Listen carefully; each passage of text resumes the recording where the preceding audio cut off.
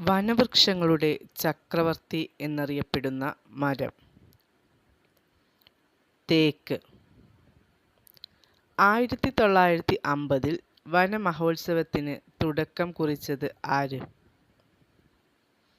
KM Munshi. കേരളത്തിലെ ഏറ്റവും വിസ്തൃതി കൂടിയ വനം ഡിവിഷൻ ഏതാണ്? റാന്നി, പത്തനംതിട്ട.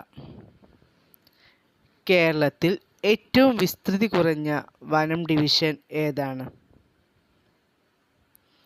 അഗസ്ത്യവനം, തിരുവനന്തപുരം.